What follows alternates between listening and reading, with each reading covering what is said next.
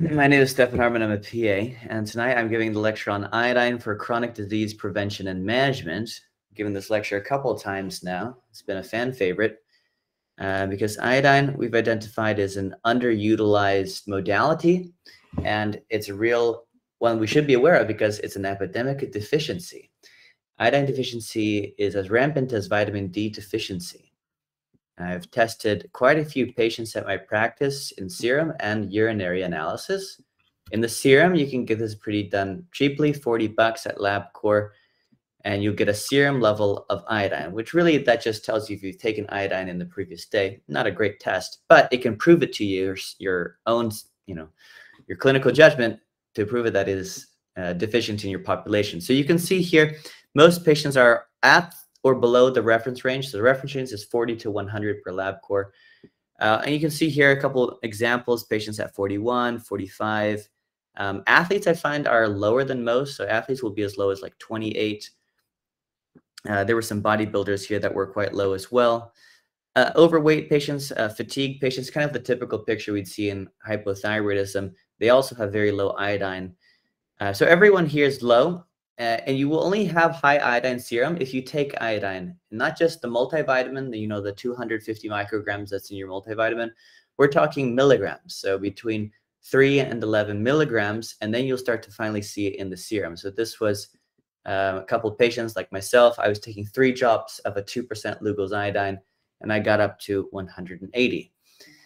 I like the iodine challenge test a little bit better for assessing iodine deficiency. This is even by WHO standards. If it's less than 0.1 on any urinary test, whether it's a random or pre-test, even by WHO standards, that is deficiency, right?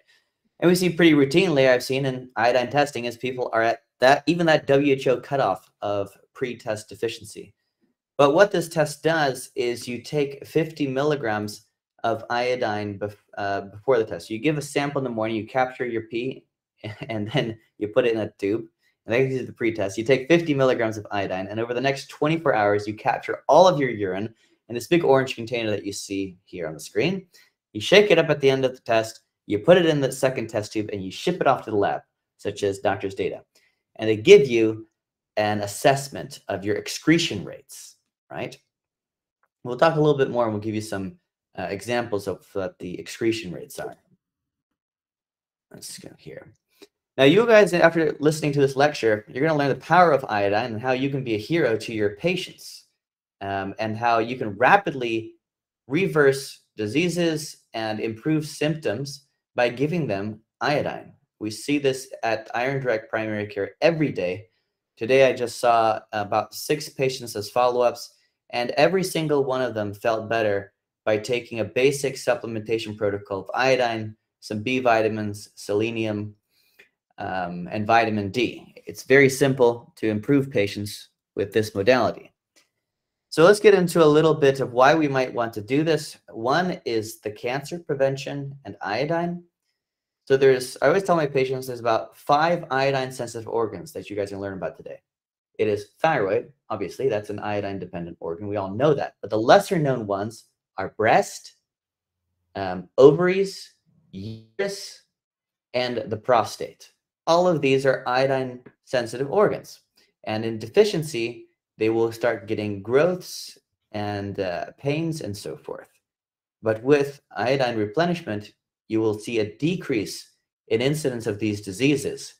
And you'll see this in populations like the Japanese populations and Koreans because they consume more iodine, which we'll see a little bit later.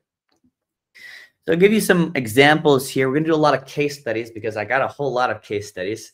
This is a 60-year-old female medical doctor. She has breast cancer, and she wanted an integrative approach. She didn't want to do conventional approach. So part of that process for her was obtaining this test from me. And we did the iodine challenge test, and lo and behold, she is quite deficient. But not only that, she also has a bit of bromide toxicity. So her bromide in the excretion sample showed about 6.5 milligrams, where the reference range is below 7. So this poor lady, she's living with a bit of bromide in her body, And only by taking 50 milligrams of iodine is she able to express this bromide. And we'll get into why that might happen a little bit later. Iodine is an element on the periodic table, as you all very well know. It was isolated in 1811 from the ash of seaweed. Of course, seaweed is full of iodine. The Greeks understood this. They call it iodes, meaning violet color. Potassium iodide was used as a remedy for goiter, Derbyshire neck back in the 1800s. And then it was added to the salt because back in those days, goiter was a real big problem. So they added iodine to the salt to prevent a goiter. And I was taught in school that goiter doesn't happen anymore. I don't need to worry about that, which is not true. And we'll see that very shortly. So here's another case example. This is a breast pain case, 12-year-old girl. She's complaining of breast pain. I advised her to paint a Lugol's iodine. This is a liquid iodine onto the breast daily. And the symptoms rapidly resolved within about 3 days. And this is not an uncommon finding I see in the blood. A low vitamin D, a low iodine. Because people are not aware of this.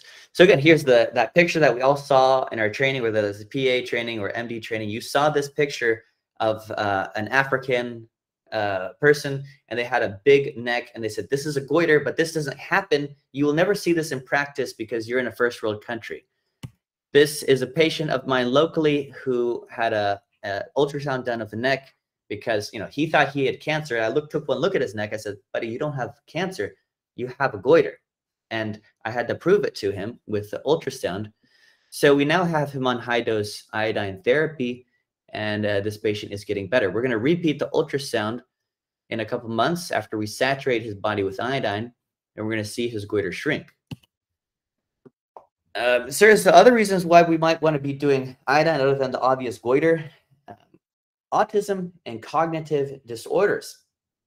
So there's a potential relationship between an iodine deficiency and these behavioral and cognitive problems that we are seeing more often. Again, I was taught in school that this was cretinism, and this is something that only developing countries have a problem with, is low IQ children. But we see this more and more often now is behavioral cognitive issues in children, and the iodine deficiency affects children as much as adults, if not more. So one thing we have to recognize, now this is for Dr. Halassa, who really likes mechanism of action. What you will see when you start putting your patients on iodine is you will get a TSH increase. Now, why does this happen? Well, it's because your body is finally getting back the nutrients that it needs to produce the thyroid hormone. So do not be alarmed when you give your patient iodine and selenium and their TSH goes up. This is a good thing. This means that their body is finally getting the substrate that it needs to produce thyroid hormone. So we do not dose anything off of a TSH, and everyone here at A4M and Clearfield's group knows this. This is a 30-year-old female patient with recurrent infectious cyst formations and elevated IGF-1, and she is now doing a Lugol's iodine. And we are now finally seeing her IGF-1 go down to 296, and previously had been with 300s consistently above 300s. And she was having recurrent infections, cystic growths, etc. She's getting these tonsillar abscesses. And if we go back to some of the mechanism of why this might be going on, when you give back iodine, there's a negative feedback loop with the pituitary, and the pituitary will calm down, and you will see a lowering of the IGF-1. So not only the thyroid needs this, but your pituitary will respond to iodine as well. So why isn't iodine recommended more often by mainstream medicine and even us here at A4M? I have actually never heard it once mentioned at any of the A4M conferences I've been to. And patients will always ask me, is it safe in pregnancy? Is it safe in children? Well, let's talk about that. Placental tissue iodine levels and blood magnesium concentration in preeclamptic and normal pregnancy. What they identified here is that the placenta of the female patient that had the preeclampsia, meaning the high blood pressure in pregnancy, a very dangerous condition, was an iodine deficient placenta. Thus, you need to give women, pregnant women, ideally before pregnancy, iodine, because magnesium assimilation is known to be defective when iodine levels are insufficient. So perhaps the preeclampsia isn't so much a magnesium deficiency. We all know the treatment for preeclampsia, you give them IV magnesium. But perhaps we could prevent the entire emergency situation if we gave these women iodine and did not have the medical iodophobia so much on the iodine. So this is the patient, another case example. She had been struggling with hormonal imbalance. I hear this so often. Difficult cycles, painful cycles, random cycles, what we call premenstrual dysphoria, these names that we give for women with crying and so forth associated with their periods. And she also had very difficult with the weight loss. So we give this lady iodine. We started 25 milligrams of iodine, and she rapidly started noticing that her weight was coming off quicker than we would expect. She didn't change any of her variables, and the weight is coming off. I would assume this would be because she's losing perhaps some water weight. She's losing some of the estrogen dominance. She's moving this out of her system a little bit better, and her hormones are stabilizing. And we see this pretty routinely, these stories. Here's a bit more on the placental tissue iodine levels and the blood magnesium concentration in preeclamptic women.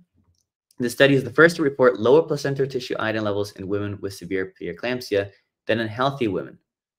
Okay, I think we understand that now. So we're going to go on to other diseases that we're going to optimize with iodine, right? And these will learn our breast, thyroid, ovarian, prostate, anything from fibromyalgia, chronic pain, fatigue, and of course, the hypothyroidism. Let's talk about this. Now, Dr. Catherine Reddy got me onto this one. This is the mouse mammary tumor that infects human cells. And Dr. Catherine Reddy wrote the book on this. Actually, you might want to read that at some point. But she suggests that selenium is anti-cancer in that it is an antiviral for this specific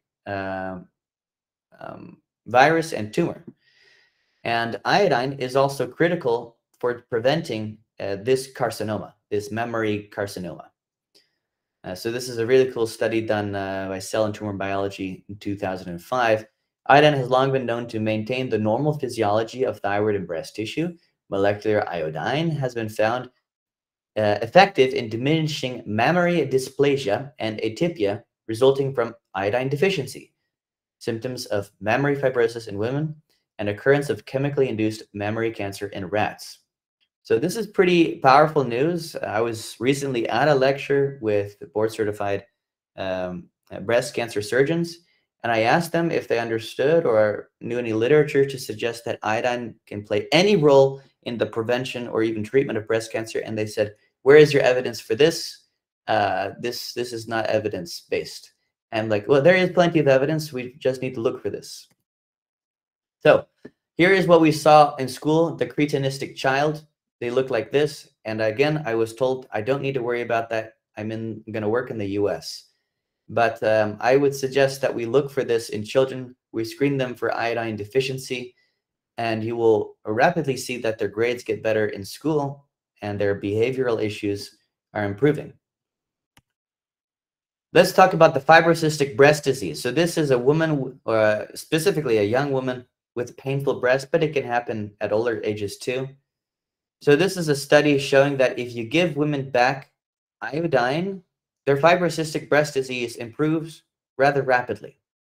And I've seen this in clinical practice a lot, but we have this old study that I pulled up in a PDF to support this, done by William Gent a long time ago. And this was done on 4,000 patient, over 4,000 patient years. We know what that means. And they were using 2% Lugol's iodine. This is a very cheap solution. You can get on Amazon.com. 70% of the patients improved softening of the breast tissue and mammogram improvements in the breast density. And we all understand that a mammogram with a dense breast is dangerous because you cannot detect the tumor. It may be hidden. And then two, the fibrocystic breast disease itself is a risk factor for developing carcinoma. And of course, mild side effects from iodine might be a bit of acne. And I've seen that in real-time practice as well. I believe that's a detox reaction. This is a patient who got a thermography done and was very scared and came to me. So thermography will also clue you in. You'll get patients, they'll get thermography done, whether you order it or not, but they'll come to you with these tests and they say, Doc, what am I going to do? Well, if you look at the thermography scan, it will often say, okay, this is an estrogen dominance, and you should probably look for iodine deficiency if you read the fine print in every thermography scan, right? So we did the iodine challenge test for this lady, and she had a significant deficiency. You identify a deficiency in these tests. After you give them 50 milligrams of iodine, you determine what dose they need or how much they held on to. So this lady, after 50 milligrams of iodine, she excreted 30 milligrams of it. So that means she held on to 20 milligrams of iodine because the body is intelligent and it knows it needs that much. So she held on to that much. So we're giving this lady higher doses of iodine, and she will repeat thermography or do an mammogram to observe the improvement in the fibrocystic breast disease, because that's what she was having. This is a patient with mastitis. So again, we talked about risk. Can a breastfeeding woman do this? This is a woman, 43-year-old, breastfeeding newborn. She saw me because she had a mastitis, clear as day mastitis. And this was back when I wasn't a believer in iodine. And I was like, listen, I know the treatment. I learned this in school. It's ampicillin, 500 milligram capsules. We're going to take this. I prescribed this to her. I said, listen, there's this voodoo you can do. You can put a little bit of topical Lugol's iodine. It can't hurt, but you can see what happens. She said, the mastitis went away. I threw out the ampicillin. I didn't need to take it. So we all know from the COVID pandemic, Dr. Peter McCullough identified that intranasal iodine is antiviral. So it decreases your viral burden when you're breathing it in, and it kills the viral particles on contact. So it's a very cheap and simple way to treat diseases. Surgeons have used iodine topically for hundreds of years prior to incisions, right? So we know it's antimicrobial too. We can use it to treat infections. And the farmers know this as well, right? The farmers know that the cow deficient in iodine will get the mastitis. But also, they know that the cows deficient in iodine and selenium will get ovarian cysts.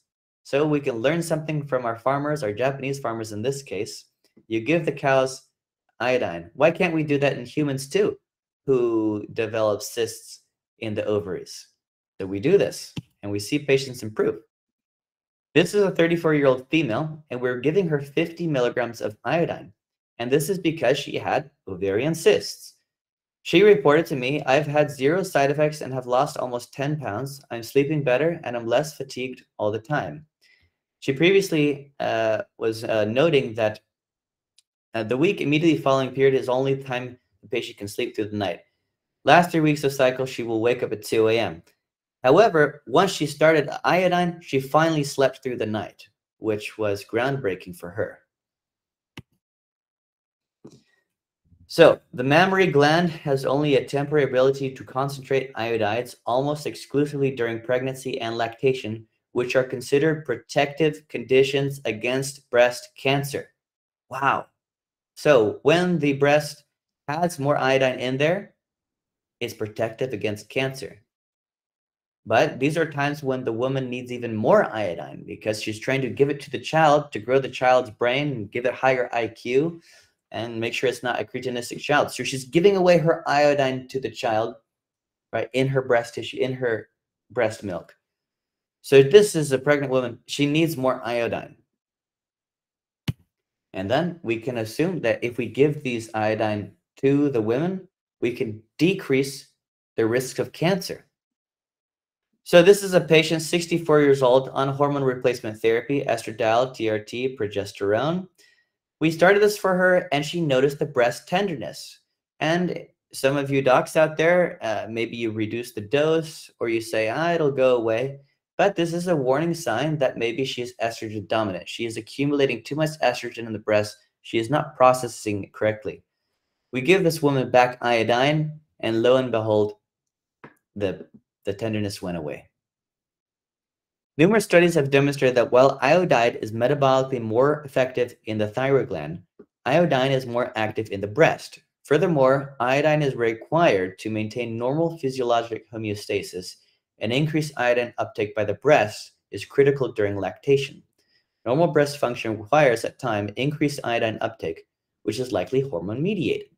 The relationship between iodine and estrogen metabolism also involves iodine affecting estrogen signals in the breast independent of the thyroid. For example, iodine diminishes dysplasia in clinical trials and breast tumor growth in rats more effectively than iodide. Well, you need both. You need both iodine and iodide. That's why the Lugol solution is so important, or the iodoral solution is so important, because it has both. The present results demonstrate again that there is a relationship between estrogen status and iodine excretion and suggest that there is a threshold for iodine required for maintenance of normal breast function in premenopausal women. I would say also the postmenopausal in hormone replacement. Thus, urine iodine levels may be useful in breast cancer risk assessment among these patients. So this is very important for you, Dr. Halassa, to add to your book. If you're talking about estrogen dominance, we need to be talking about iodine because the two cannot be discussed without the other. So iodine requirements of the breast is great, especially for the developing female. And this is true. Many, even my sister had this problem, painful periods, breast tenderness, was readily rectified with the topical Lugols and oral Lugols. This is a patient, she's 34-year-old, she had ovarian cysts and chronic pain. We advised the patient to paint Lugol's iodine over the ovaries, and the pain resolved. There's another uterine case, a 30-year-old female with chronic uterine cramps, premenstrual dysphoria, history of goiter, colloidal cysts of thyroid at old primary. The primary never spoke about iodine. She's always had to take NSAIDs for the period pains. She's done now about 3 drops of 2% Lugol's iodine, and it's the first time she can remember she has no menstrual cramping, no dysphoria, and no NSAID use. So we're sparing her kidneys here from the ibuprofens. This was her urine halite testing. You see she is quite deficient here, even by WHO standards in a random iodine sampling. But she also has 44% excretion. That means that she's holding on to more than half of the iodine that we gave her in the 50 milligram dose. There was also some bromine, minimal fluoride levels. So we get to the Japanese here. Why do they have less breast cancer in Japan? Why do they have less prostate cancer and uterine cancer? Is it because they're in this blue zone, this phenomena?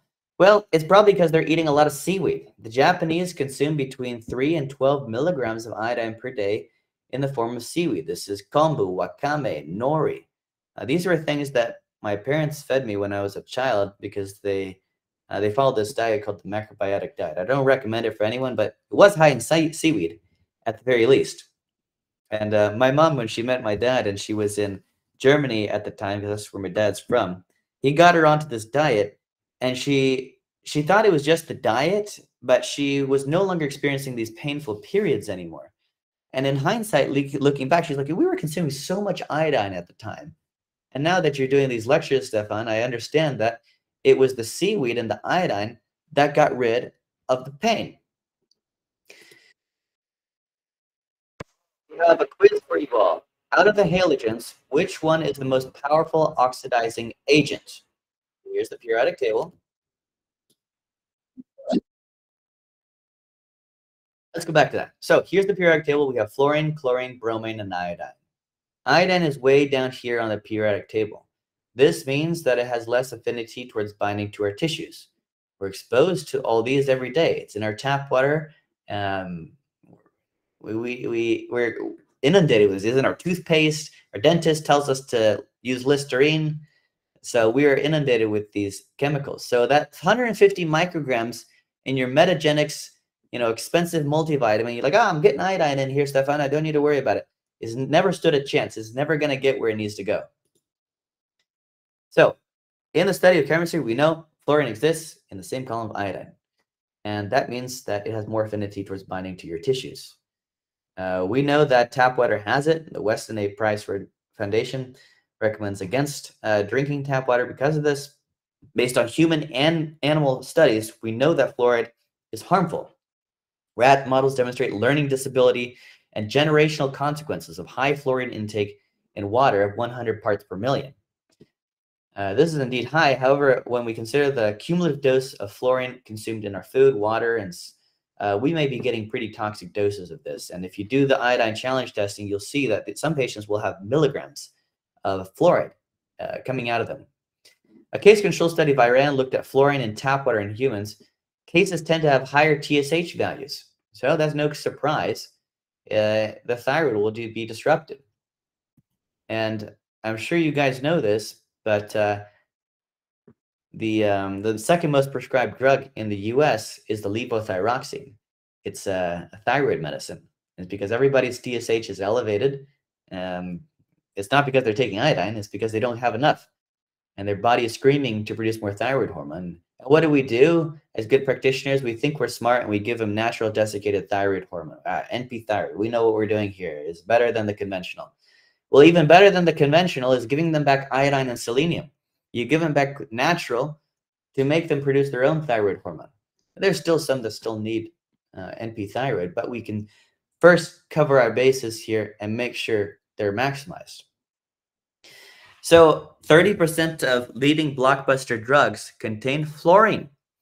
This is pretty easy to assess for yourself. We've all done organic chemistry. All you have to do is you have to go to Google and you have to type in the name of your favorite pharmaceutical drug, and you have to look at the organic chemistry, and you will identify the fluorine atoms on the molecular structure. But here are some popular ones. Crestor may come to mind. Flonase, the intranasal anti-allergy drug. So you can breathe fluorine right into your brain, sniff it into your pineal gland, cause calcification of your pineal gland with fluoride. Great? Not great. Fluoride causes difficulty breathing, nausea, vomiting, hives, headaches, weakness, stomach upset, and of course, inhibiting your iodine absorption to the thyroid, inhibiting iodine absorption to your breast tissue, everywhere. And of course, we know the terrible ones, the ciprofloxacin, the fluoroquinolones, is literally in the name. They're telling you that they're poisoning you. Fluoro stands for fluoride. That's why they're called fluoroquinolones. And voriconazole, unfortunately. Fluoride as it relates to the diabetic, there's a large body of evidence of the harms associated with fluoride. This evidence is not widely known. So I recommend, I can send this lecture to anyone later and they can look through all the harms related to fluoride if they're not convinced already. Let's see. Japanese culture on seaweed. Here's a little bit more on that. Kind of talked about this. Why children need iodine. So I get sometimes from my friends who say, why do we need this? Our ancestors would never have had to take 12 milligrams of iodine for their life. I'm saying that's true. But our ancestors weren't brushing their teeth with Colgate toothpaste, right? So they weren't getting fluoride. They weren't drinking tap water. They weren't, getting pesticides with bromide blown onto them every day. So we are polluted with all these toxic halogens. So we, in modern day humans, if we want to protect ourselves from cancer, thyroid disease, we need to be taking iodine. So the ancestral diet is deficient in iodine. So the meats really doesn't have that much iodine in there unless you're eating shellfish and oysters. But those have some problems too. So we just take iodine. We'll talk a little bit about bromide here. We've beaten fluoride to death. This is a funny picture. I saw this in Florence when I was there. I took a picture of this guy. He had the buggy eyes. This is a lot of us in conventional and even holistic medicine think that iodine will cause, the Graves, right? The too high thyroid, the high iodine, and you see the big eyes. I would say this is not the case for the most part, and this can happen, but it's much more common to have hypothyroidism and the opposite rather than high thyroid. It's something, of course, we monitor for, but not something we see very routinely. So this is a grim report card by bromide in our bread products. In India, Brazil, Canada, European Union, the bromide is banned, but it's not banned in the US. I think they recently banned it, though. I might get to that. So I have patients that say, well, Stefan, can't I get selenium from a natural source like Brazil nuts? Because if you type into Google, your patients will do this, high sources of selenium, they'll find Brazil nuts. But what the Google doesn't tell them is that The Brazil nuts are full of bromide too. They're just very good absorbers of these difficult elements. And it may be because the pesticide is full of bromide when they spray it on the Brazil nuts. So the Brazil nuts are absorbing all this bromide. And it's pretty toxic. So this was a 60-year-old male patient, and he was regularly consuming Brazil nuts because he thought, I'm going to get my selenium naturally. I don't need to take a supplement. This guy had 8.9 milligrams of bromide in his urine after the iodine challenge test. I was like, buddy, we got to stop the Brazil nuts here. We're just going to take a selenium supplement. Bromide in bread. So why did they do this? Well, it was a anti-caking agent that the processed bread manufacturers would put in the dough to make it easier to mix. And this was because of medical iodophobia. I mean, iodine was used in the bread products previously until someone at the AMA said, we need to get rid of iodine. It's too much for people. And so they started putting bromide in there, which is toxin. And it causes mesotheliomas and thyroid cell cancers in rats. But, oh yes, as of November 2nd, the FDA finally proposed a ban on bromide. And it's found in a lot of the vegetable oils out there. The vegetable oils have their own problems. And only more reason not to drink these things is that they're full of bromide too. And it'll probably take a long time till bromide is out of the food circulation. So this is the 24-hour urinary test. It costs about $200. This is my testing here. This is me, Stefan. This is, I've been trying to correct my thyroid for some time here. I've had high TSHs even without taking iodine, and I've had low thyroid function. So I started taking 3 drops of glucose iodine, and I was able to improve my T4 from 2.4 to 2.9. And really, my thyroid peroxidase didn't really increase that much. I know some of you all are worried about TPO going up. My T4 is pretty good too, 1.28 to 1.6. I still need more T3. Here's my recent thyroid panel. I just got this done last month. Still, my TPO looks good. No thyroid peroxidase. My T3, 2.7, actually went down, even though I'm now taking 12.5 milligrams of iodine. My TSH is still high, so I may eventually have to go on thyroid medicine. I don't really have a lot of the symptoms of it, but can't seem to fix it with iodine and selenium. I'm going to keep giving it the good old try here and try to avoid getting myself on medication, but I don't know. We'll see.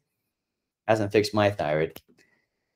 Why am I to prescribe 50 milligrams iodine to people? Well, there's a lot of reasons you can do it. All right, estrogen dominance, growths, pains, goiters. You give them iodine for a time, 50 milligrams, and it'll saturate their body, and eventually you can lower it down to maybe a maintenance dose of 6 or 12 milligrams. And a fun fact, if we ever got a nuclear war, you'd want to have some 50 milligram Iodorals in your cabinet because it's the natural antidote to a nuclear war. Fun fact. 25-year-old female, post-birth control with new onset hypothyroidism, family history the same. She was progressively gained more and more weight. We kept increasing her NP thyroid dose, and she said, I'm still not feeling better. So we did the iodine challenge test. She has a fairly decent, actually, excretion, 78%, meaning that she only needs about 10 milligrams of iodine. So she's pretty good, and she's doing better already after we gave her a bit of iodine. So a little bit of iodine, in addition to the NP thyroid, you can back off the dose of the thyroid medicine, and they can do a lot better. So this is a cheaper test. It doesn't check the toxic halogens like bromide and fluoride. You can get this done for about $100. This is a patient. She's a 48-year-old female. She had chronic illness, mold sensitivity, fungal colonization in the nares. She had heavy exposure to toxins. She was a Navy shipbuilder, chronic allergies, all sorts of things. This patient, she has a significant iodine deficiency. She held on to 50% of the iodine we gave her, so her dose is 25 milligrams a day. And we're going to monitor this patient for improvement over time. There's a bit more on fluoride. So let's see, 67-year-old female. She had cancer in 1998, breast cancer. She had a lumpectomy, chemoradiation.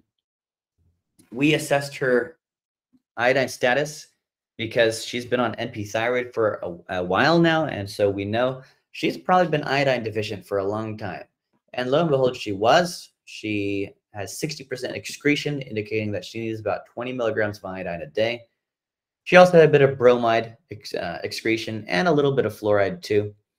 So we're going to start giving her iodine, and she'll start feeling a little bit better.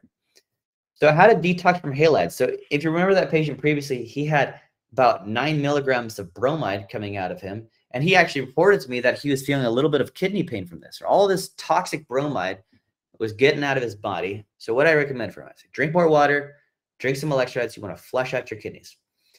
Then, as Brownstein would suggest, Dr. Brownstein, you want to do some antioxidants. We all know about selenium. These patients on iodine need to be on selenium. About 150, 200 micrograms a day is plenty. You can get them on vitamin C. It's an antioxidant, up to 6 grams a day. And Brownstein doesn't suggest this, but I would also suggest N-acetylcysteine, the NAC. Right? This is also an antioxidant. Dr. Halassa will also be happy to hear that I'm mentioning NAC.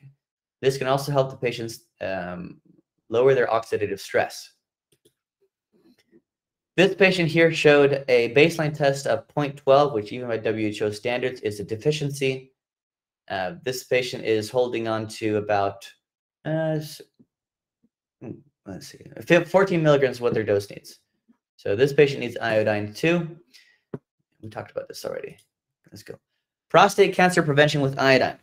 So in addition to the biological actions of iodine in regulating thyroid hormones, iodine has many additional functions, including anti-inflammatory, antioxidant, and antimicrobial defense, which we talked about earlier. Iodine deficiency has been reported to be associated with increased cancer risk, including breast, thyroid, and prostate.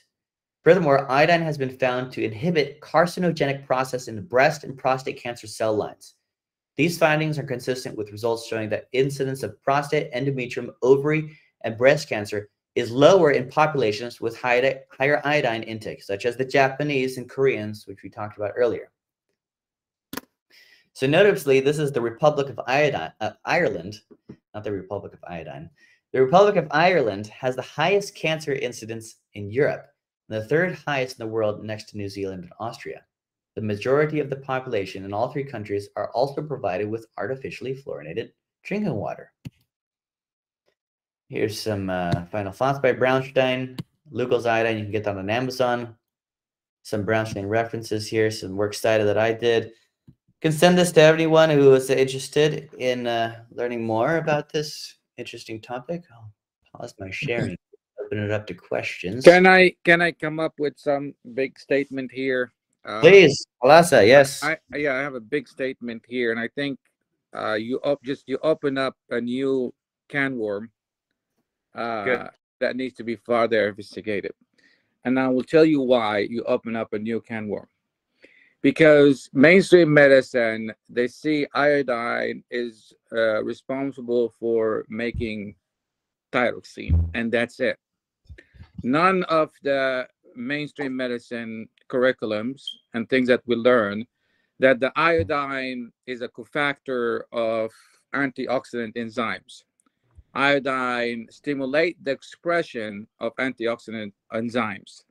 None of our curriculum and our study now that we have in that iodine is part of expression of antioxidant enzyme. That's a big thing, because I'm talking about superoxide dismutase, catalase, glutathione peroxidase, and all those enzymes that makes those antioxidants in the body.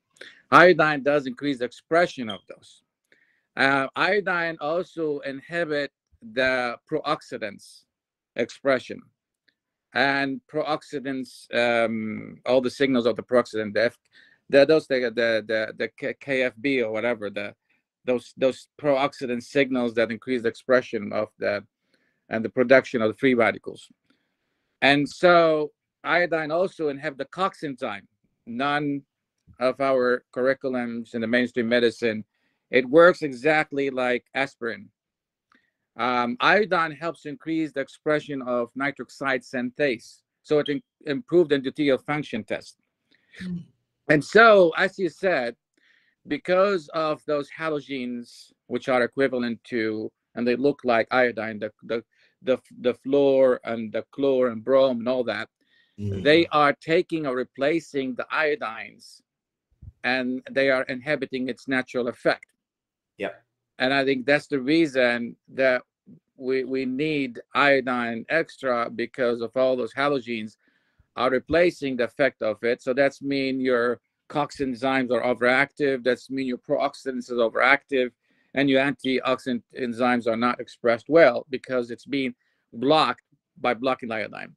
So that kind of shift of from iodine being only to make thyroxine, and that's it, to iodine that is anti-inflammatory, antioxidant, and also helps to improve the expression of nitric oxide synthase, and how these halogens block the effect of iodines and replace it, and leads to all of this problem. I think that's the reason you're getting all this dramatic effect, and very excited with your patients, because you are restoring the function and the balance and the redox balance of the body, which is being overlooked by the medical community. So I congratulate you for doing that.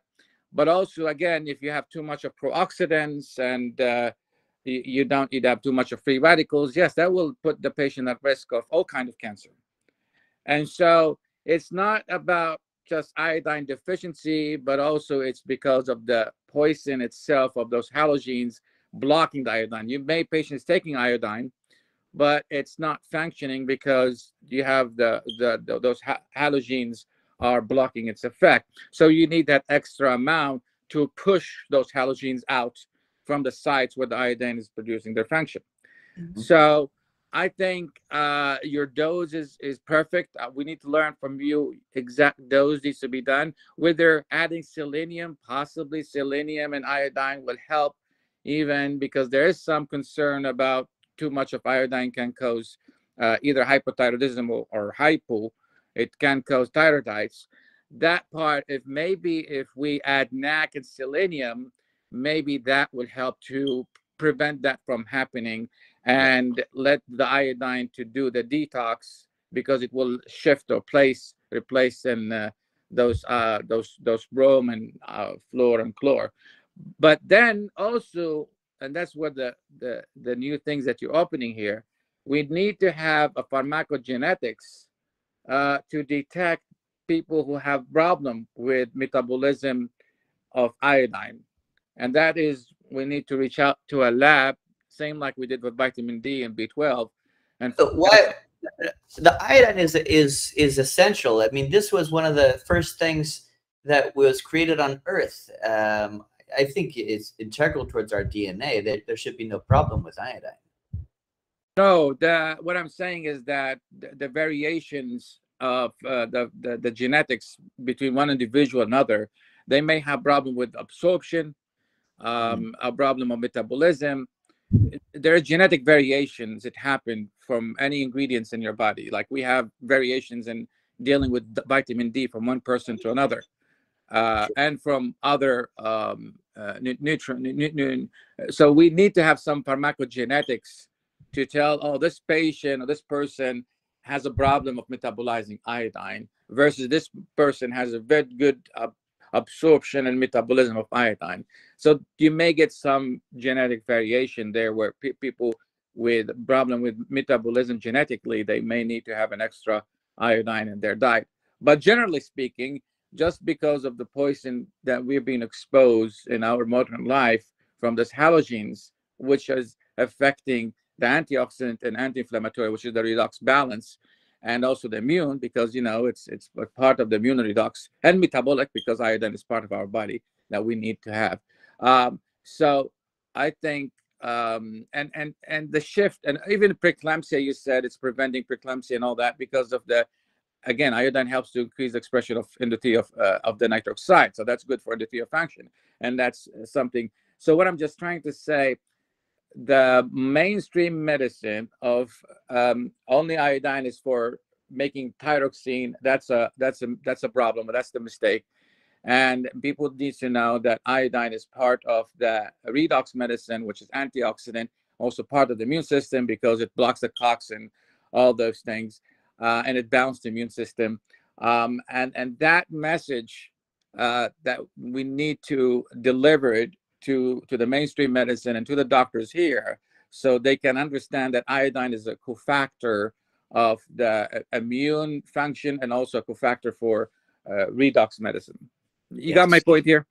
I do. And I think after watching this lecture and seeing all these positive case studies that I've shown here, we can be a bit more emboldened to use higher doses of iodine, because I know every one of you have been trained in school not to use iodine. We've been told all these, it's bad, bad, bad all the time for years now. Yeah, the reason why they said that, because they, in the mindset of the mainstream medicine, iodine is to make thyroxine and that's it. They don't know that iodine is a cofactor for expression of antioxidant enzyme, for superoxide dismutase, for increasing the glutathiones, for increasing reduced NAC, for and also for inhibiting the pro-oxidant enzyme, the NFK beta. All of that is not. We don't have that information, right? We know possibly selenium, we know it's part of antioxidant, but nobody is telling you iodine itself, by itself, it's an antioxidant, in addition to its effect on expression of the antioxidant enzyme, inhibiting pro-oxidants and inhibiting COX enzyme. Hear about that? And just by inhibiting COX enzyme, you're decreasing the risk of having cancer, because overactive COX and those prostaglandins is a source of the inflammation that leads to cancer.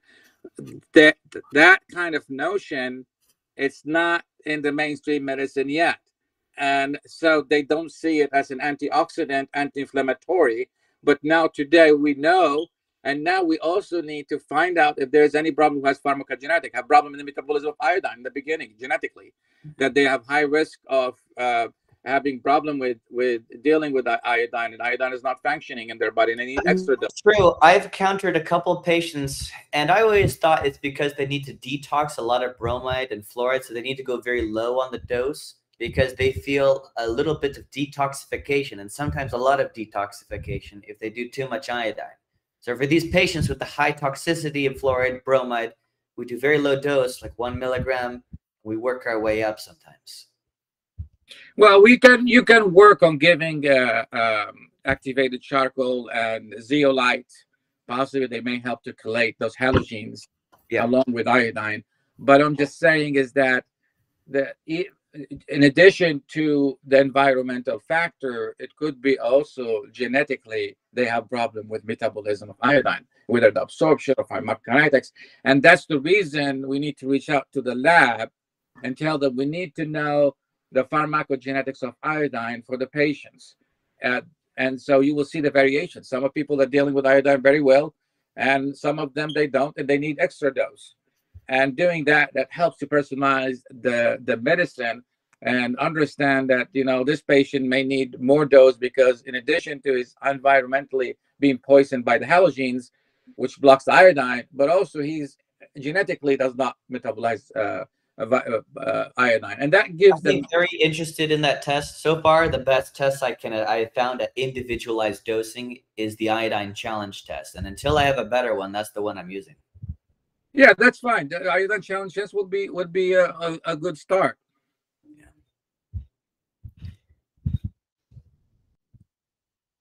And how often would you repeat that? And how relevant is the blood iodine test? The blood iodine test, I just did that to prove a concept.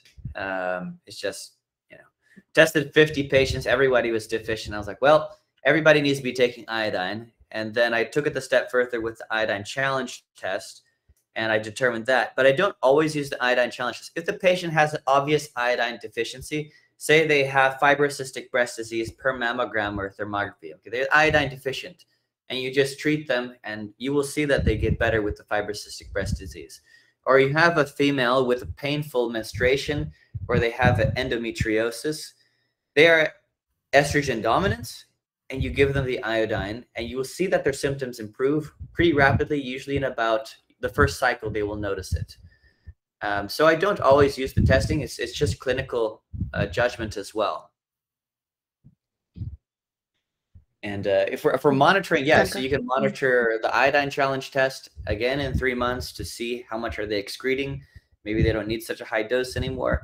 But also you look at their symptoms. If they're improving too, you can lower the dose. Dr. Siegel Thank asks, you.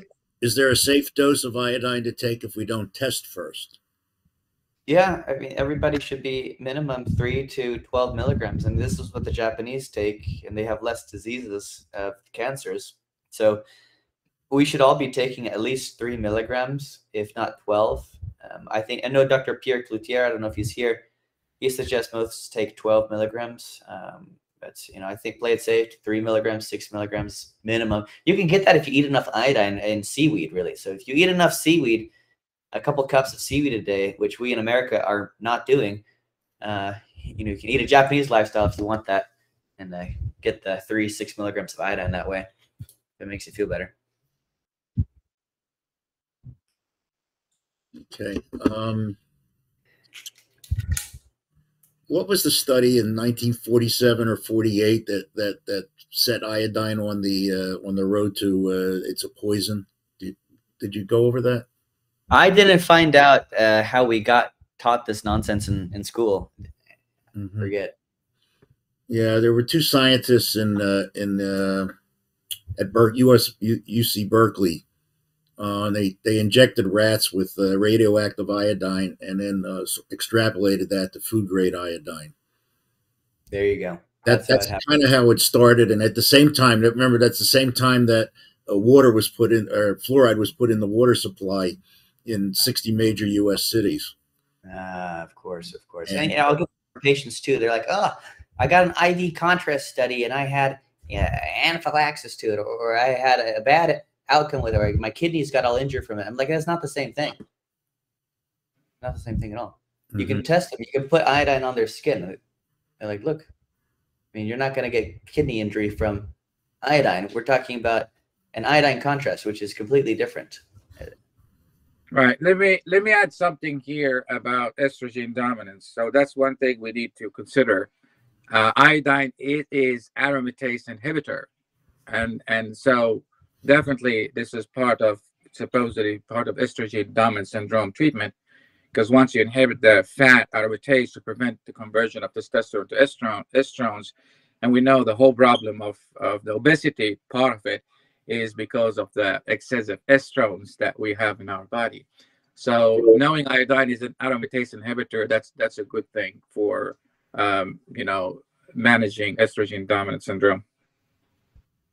Mm-hmm. So, okay.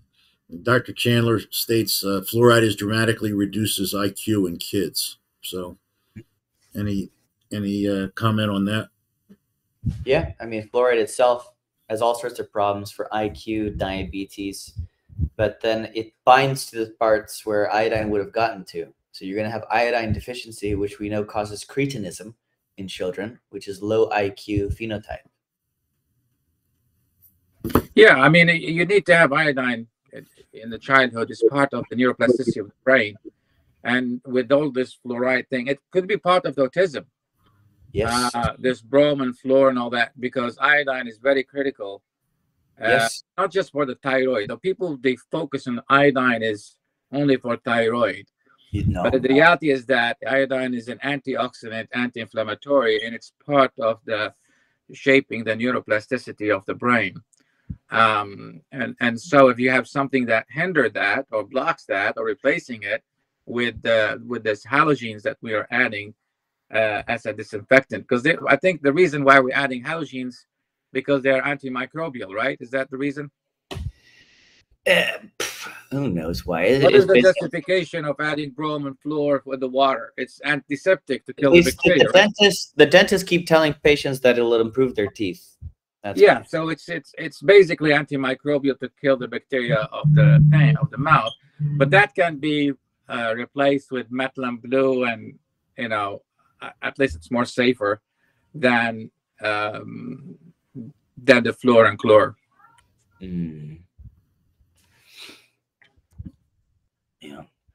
Yeah, the kids need it. It'll help them grow. Mm-hmm. Yeah. Yeah. So, so what do you say? What do you say to the dentist now that you know, we're, you know, I go to a dentist that knows better.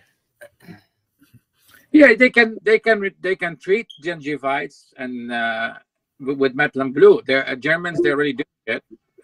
They put the methylene blue and they shine the red light, and it helps to, kill things and prevent the caries and gingivitis.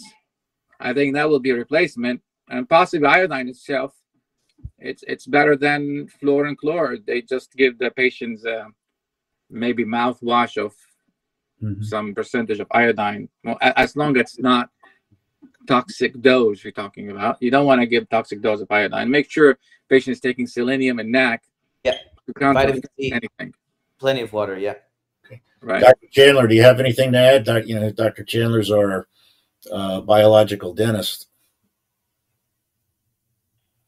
He's on there. Yes. Can you hear me? Yes. There we go. I was just going to agree with all of that. They say that the fluoride helps bind the calcium more tightly so that the teeth don't break down as easily, which may be true. It is somewhat true. However, for the side effects and the health risk, it's not even close to worth it, obviously. But that stuff's just some of the most toxic things you can do to people. Calcification of the pineal gland. I think it has a lot to do also the fluorine and bromine and all these, and how much toxicity is building up in the brain from the mercury fillings. I think there's a big correlation between those halogens and the mercury fillings helping bind into that fatty tissue in the brain. So I don't know, bad stuff. Stay away from it. I think just if you are a dentist, you can use methylene blue, and does not stain the teeth, by the way, and you can shine the red light, and you can even help to increase the qualification of patient to do even dental implants. Because one of the problems with dental implants is that they end up with gingivitis and they fail. With the and titanium, so if they yes. do methylene blue photodynamic therapy, that helps them to qualify to do dental implants, plus continue doing it. It does prevent the gingivitis from happening. Well, and a big part of that is that most dental implants are done with titanium, which heat up about 5 degrees Celsius when you're on your cell phone, literally cooking the endothelial junction of the tissue and cooking the bone around the implants. We're starting to see a lot of bone loss and failures around implants since we've gone to 4G, 5G cell phones. And now there's some animal studies showing that it literally just heats the bone up 4 to 5 degrees Celsius. They put that in people's backs and hips too, the titanium. Yeah, which that's a lot farther from the brain. And well, they put their phone in their butt. They put it right there in there. Oh, yeah, good point. On the hip. We just use the ceramic implants. The tissue stays beautiful around the ceramic implants. You just don't see the gingivitis around the ceramic implants hardly ever. It's pretty hard. Yeah, we developed, if you're a dentist, Mike Beamer has oral liquid methylene blue and also a piece of red light.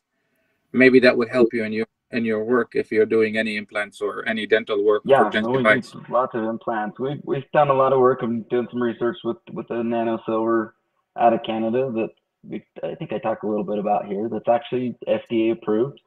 So it's the only silver on the market that you can tell your patients they can ingest internally and not worry about if something comes up that your head's on the chopping block.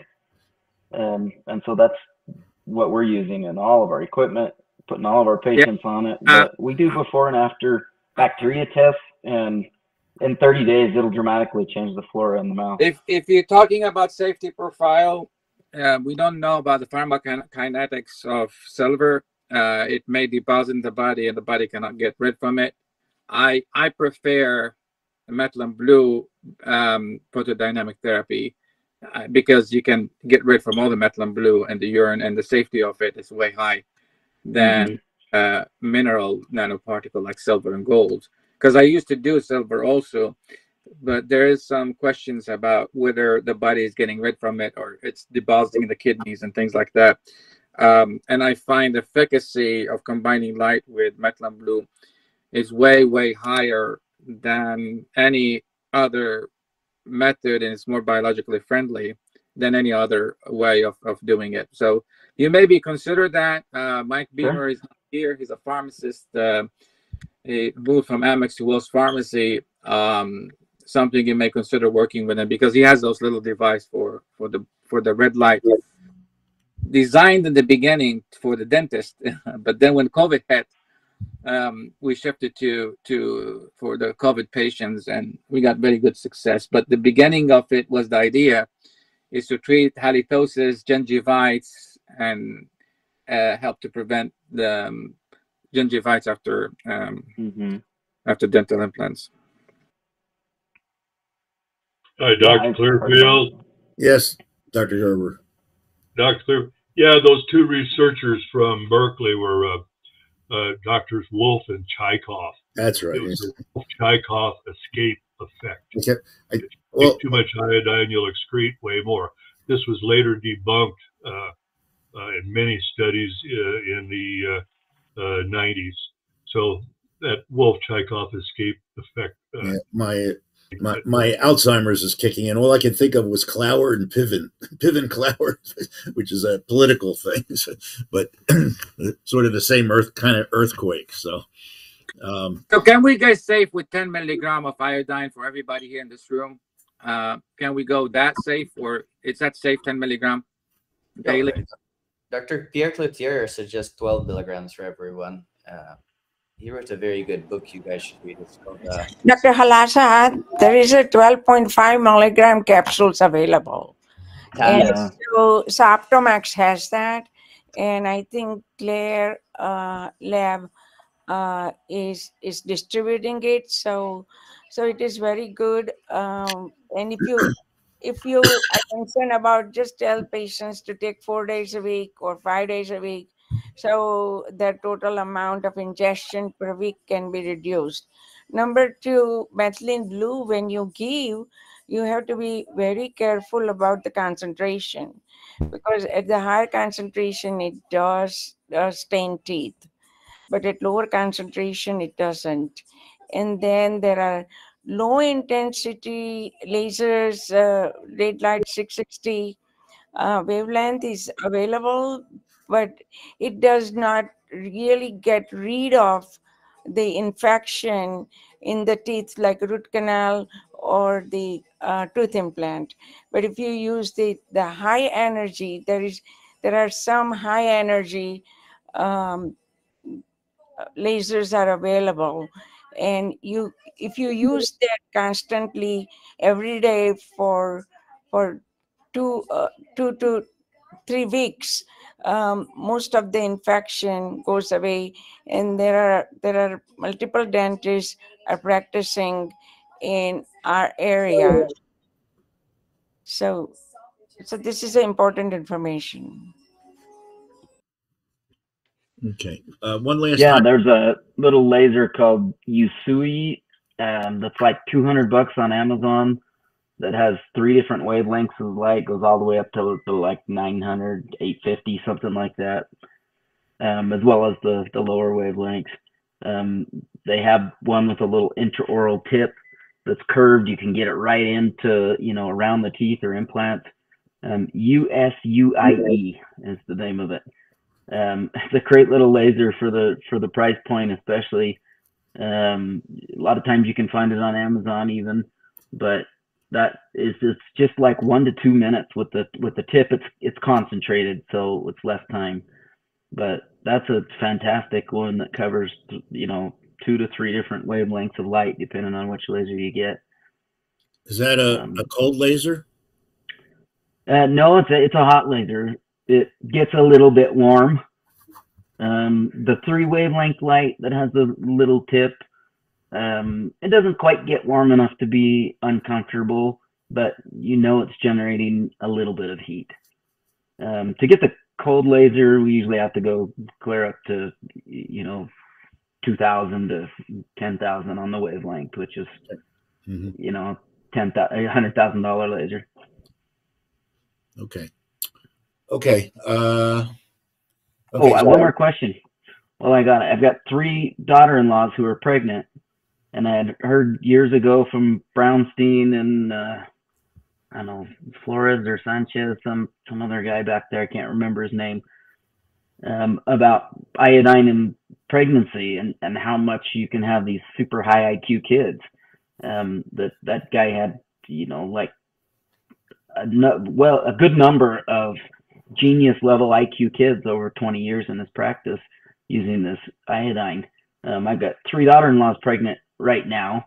Would you generally accept that it's safe, going back to the previous discussion, that the 12.5 milligram, you know, pills that you can just get online should be more than safe enough? They're all super healthy otherwise.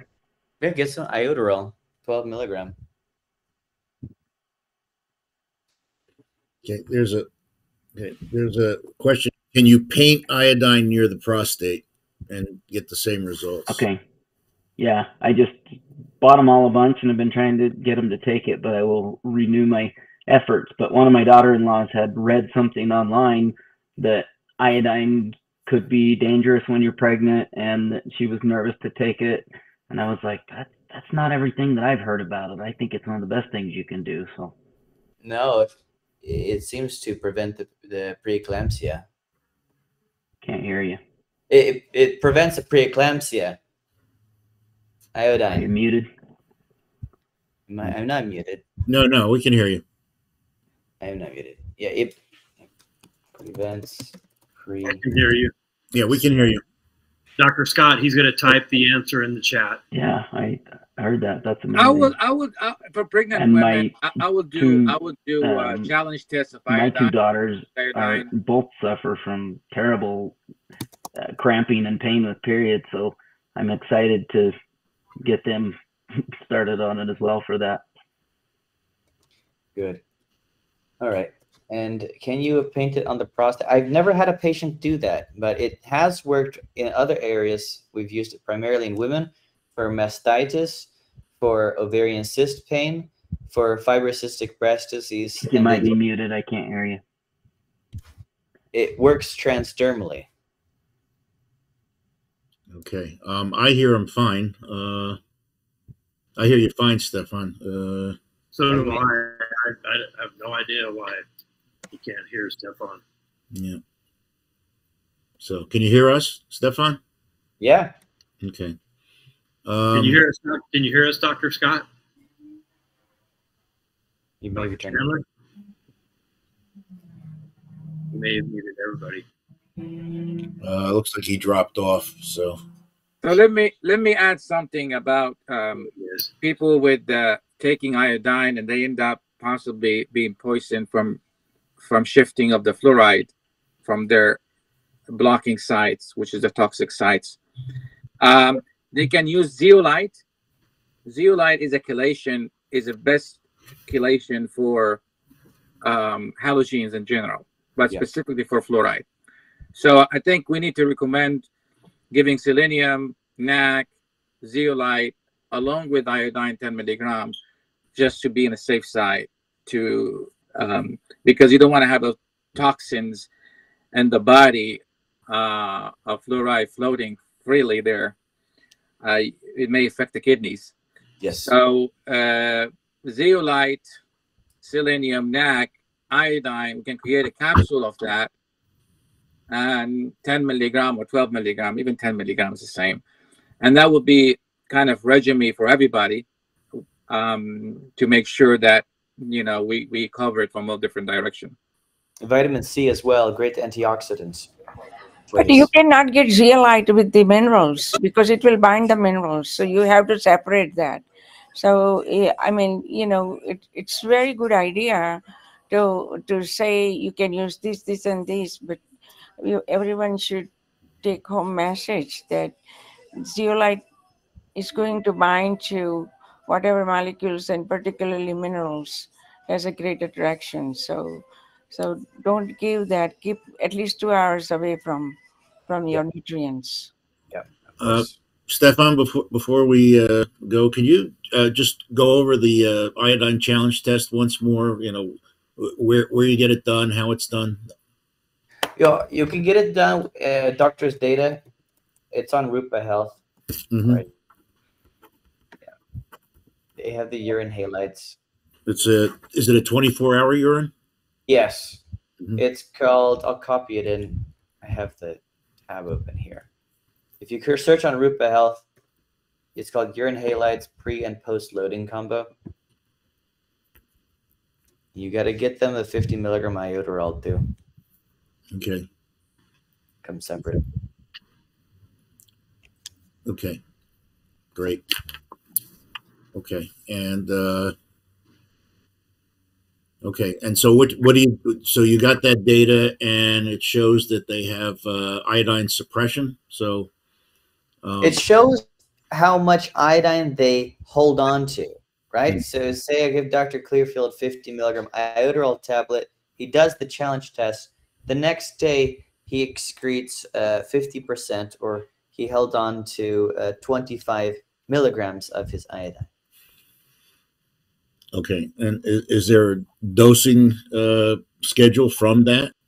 Correct, right? So if you held on to 50%, that means that you need 25 milligrams if you took a 50 milligram iodoral tablet. Okay, I can hear the screaming now from the patients go to their other doctors, and you know that we're going to kill them. So how do we answer that? Well, we get it now when I give them what's the one we use, Joe? The not Designs for Health. The pure encapsulation has 170. I think it has 150 micrograms. Right. That's a drop in the bucket. Here's my slides. I realize that. So. I've never had a problem so far with one dose of 50 milligrams iodine. I think my dad, he had a little bit of a kidney pain from doing that, but that was because he was excreting about 9 milligrams of bromide through that process. And after that, we tried to detox him, but he has to go very slowly on the iodine. He's someone who cannot take more than like 2 milligrams. He's very sensitive to it. He's working his way up. It's a pure encapsulations, 225 micrograms. Yeah. And that's what Marlene was asking, is potassium iodine good? So the iodoral comes with both potassium iodide, and iodine. It comes together. There's two. Amen. Yeah. Okay. Great. You're together in room. Both. Yeah. Yeah, I know that this thing popped up. It says view together in room. We're still learning how to use this thing, so I'm not sure what the. I think once you do the challenge test, it should not be a problem about giving the iodine, because you have proven that patient is deficient. So no matter whatever you tell the patient that it is, you are deficient, and this is confirmed through the testing, and you will need it. And usually, do you repeat the test in 3 months or what? Or you don't? Yeah, 3 months you can repeat the test, but usually I'll have them do a higher dose for a time, and then at 3 months I'll probably back off on the dose because we figure they're saturated. But you'll find that some patients, they will tell you they need more and they feel better when they're taking more, and so we dose it based off how they feel.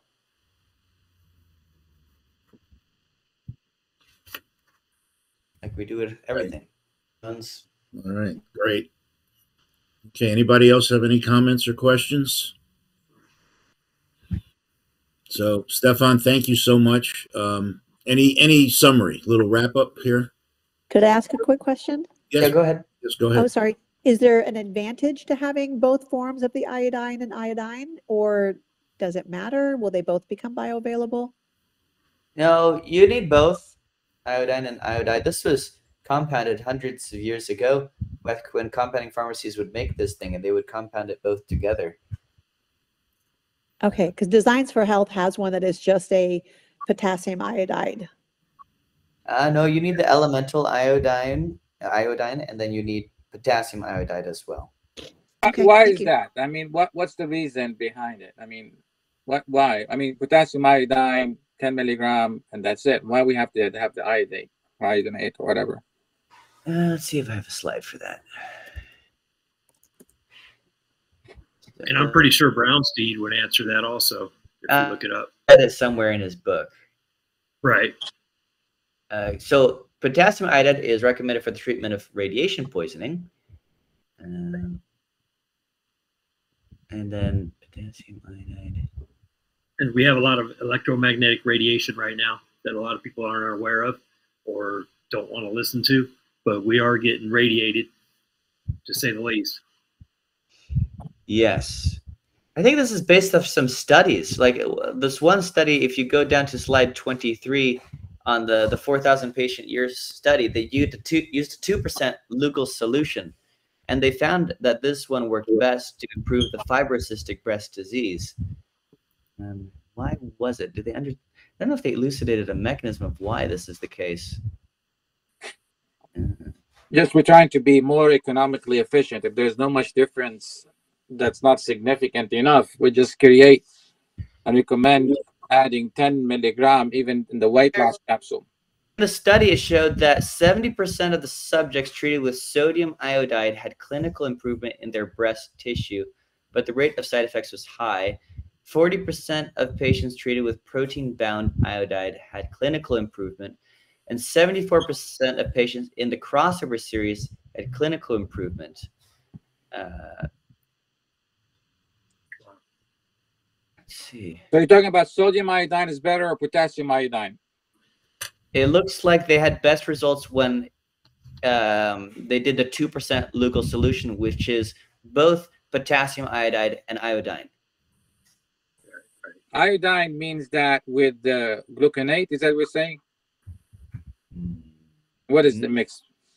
Yeah, I believe there's a little bit of a gluconate in the Lugol. So iodine, gluconate plus iodine, potassium? Yep.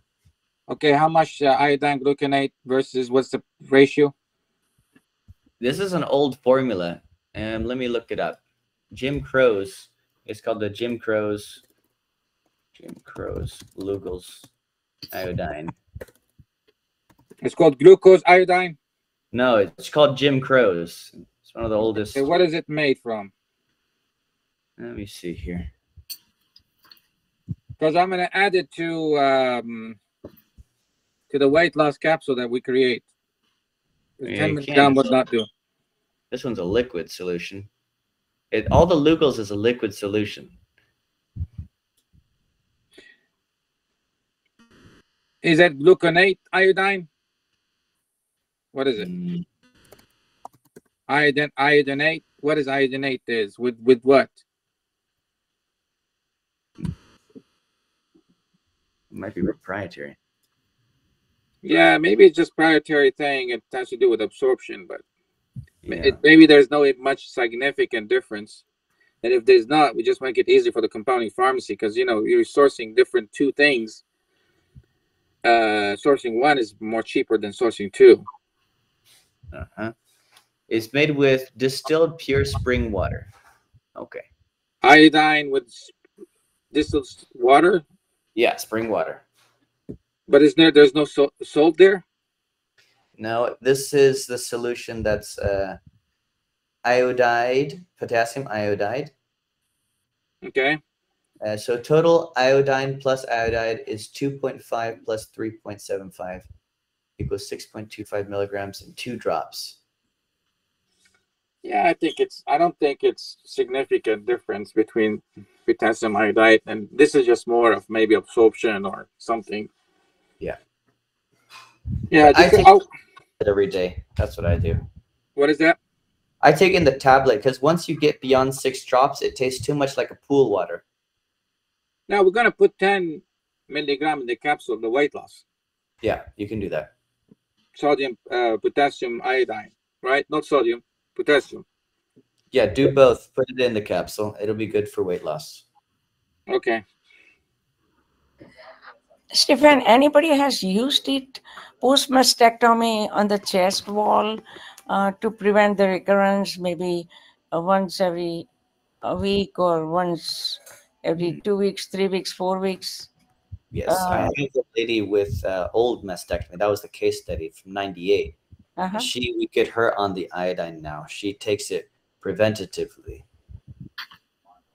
But not to put like somebody, if we had a radiation, I have a patient with the radiation, and post radiation, she had some burns, and that has healed, but there is some degree of pain or some, not, I mean, 1 to 2 out of 10. So something like iodine paint on that part of the chest, would that I don't know. help with the pain? Skin is burned, no, because it would burn. Again, It's strong antimicrobial, and it can be harsh on a burn. It stings. It's used as and it inhibits wound healing. I always taught in my surgical rotations never to put iodine in the wound, the surgical wound itself, because it delays the healing of the tissues. no, it is already healed, and it's like past few years, but she's still concerned that there's some degree, because sometimes it follows the fibrosis, right? So sometimes they have some pain sensations, and she's afraid, because then they tell that, oh, you don't have a clear margin, so that's why they give them radiation. After radiation, then they have a post radiation burn, and second degree burn. So Why doesn't she just take it orally? that would be good, but I mean, it would be, if she has a pain there and if there's a scar, wouldn't you think that the local application would help? Like in a fibrocystic disease, Alan Gabby and all, they suggested that to paint the breast with the iodine. Oh, if You she got has iodine. this breast, yes, paint it on the breast tissue itself. Yeah, But also take it orally. Yeah. right.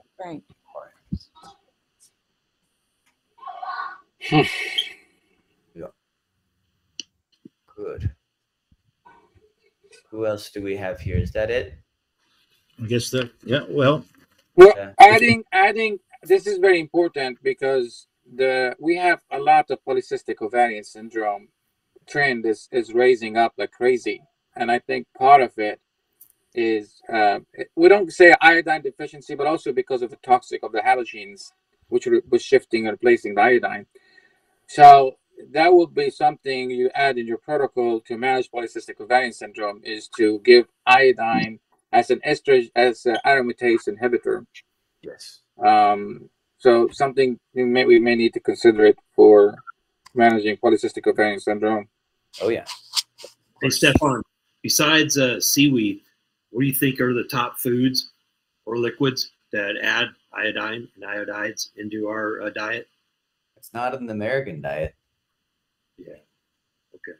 I really don't know how you get it into the diet unless you're taking it exogenously. I mean, that's why it's with the salt, right? The bottom feeders of the ocean to try to get it, like shellfish, like right. Not necessarily. They're good, but I wouldn't eat them as a source of iodine. I just have them as like a fun treat sometimes. That's why they added it in the first place, because we really couldn't get it from food.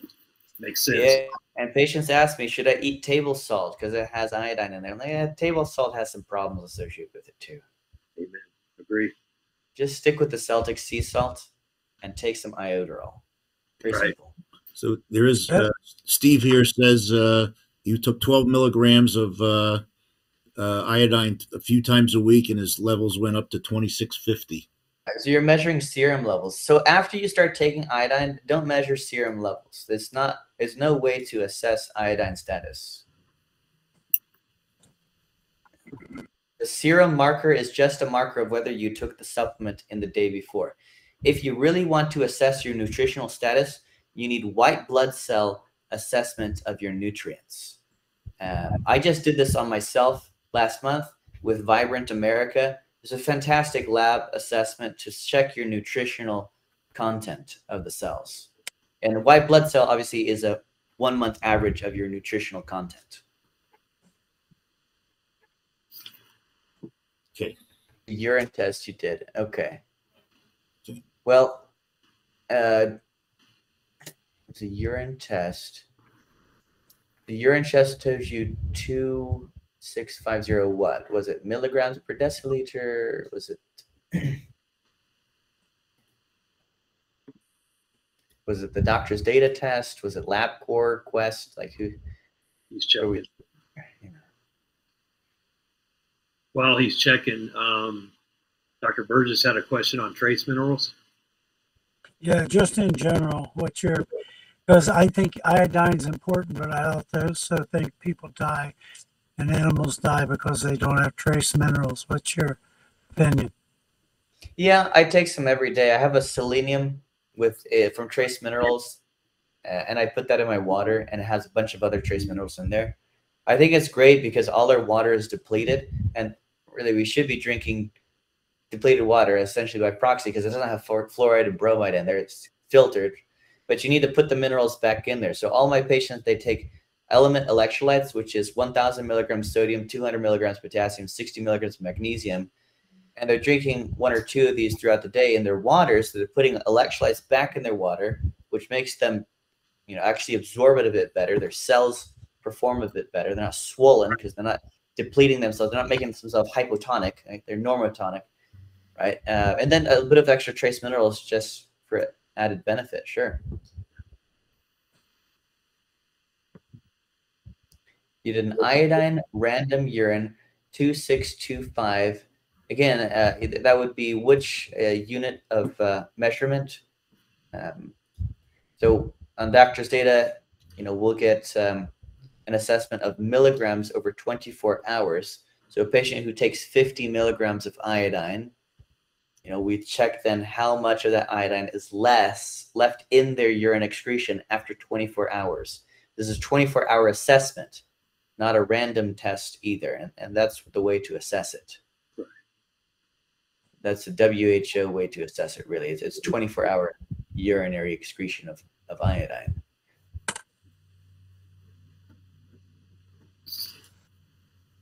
What about our Hashimoto's patients in iodine? Is that, have you seen that, the issues with that?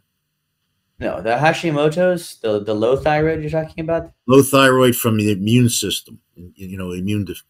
They need iodine and they need selenium as well, and their thyroid function will improve. Okay.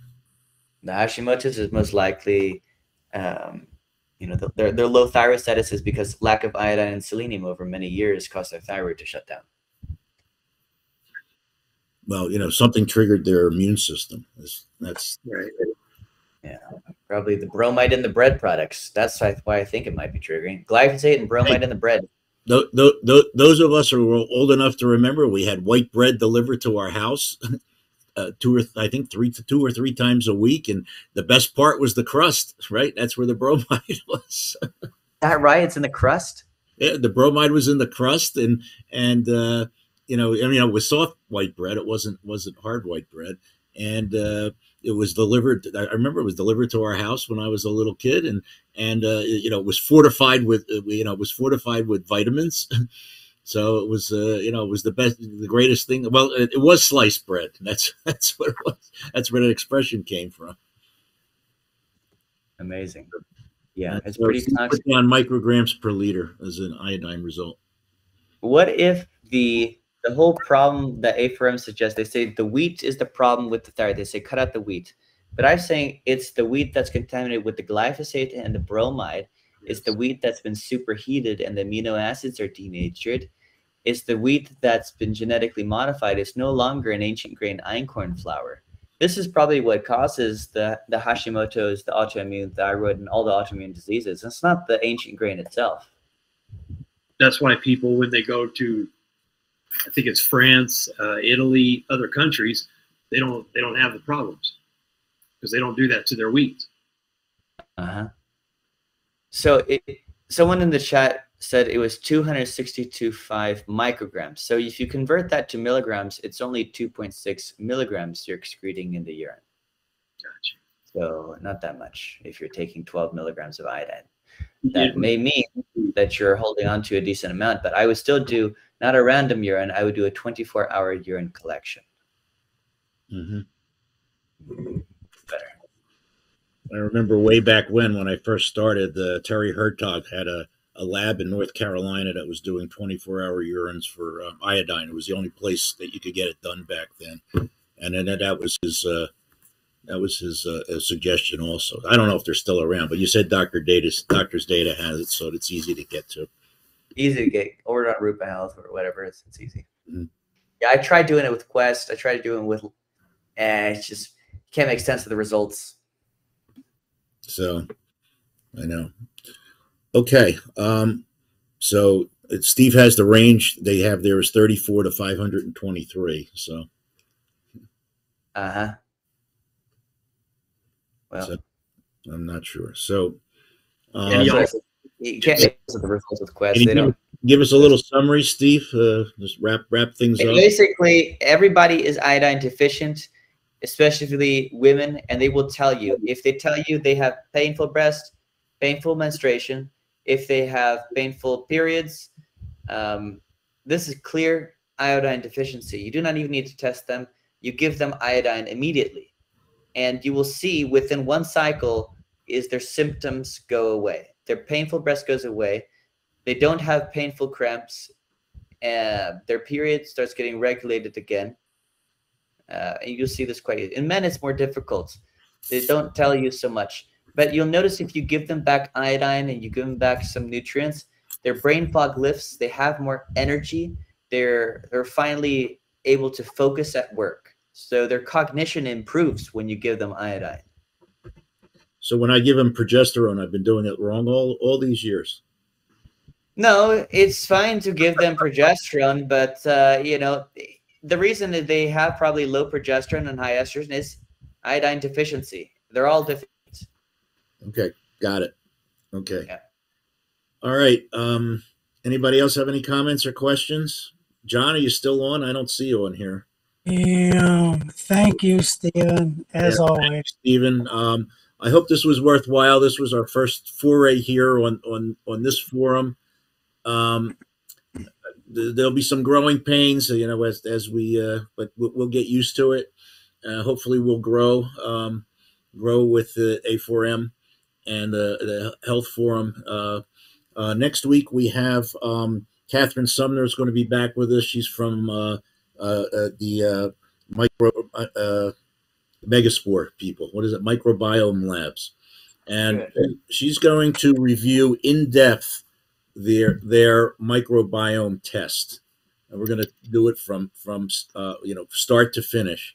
And so hopefully by the end of our session, we're all very well schooled in how to interpret it, because it can be quite challenging. That one's a challenging one. I've looked at a few of those. It's hard. Yeah. So that's next week. I'm hopeful that we'll be able to grow our channel here, and everybody, like I've said, bring one person. We'll double our census, and I think as time goes on, we got some pretty good exposure late on the forum.worldhealth.net, and that's there's a forum there. We can ask questions and get some answers. Dr. Halasa's on there. I'm on there,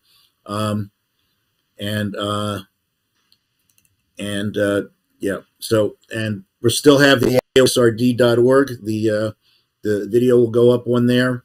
If we get the slides from Stefan, we'll put them up on there, and also on. Somehow I've developed a YouTube channel that I didn't even know I had done. It's Clearfield Medical Group, and the videos are showing up on there also. So it's on there. Most of them are on YouTube. If anybody has any comments or questions before we go, Stefan, a great job as always. Are you going to be next month? I will be at Dr. Farshian's conference, 9th to 11th in Miami for the American Academy of Stem Cell Physicians. I'm speaking on Sunday. I think Dr. Halasa is speaking on Sunday. So if you're in the Miami area, let's meet up.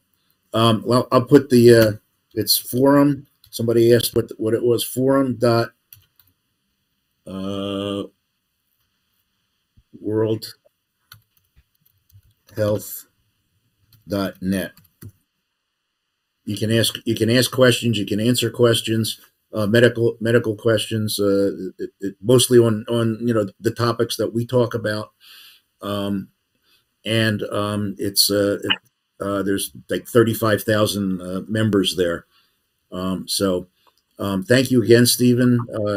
Stefan, Robert Stewart says thank you. Great information.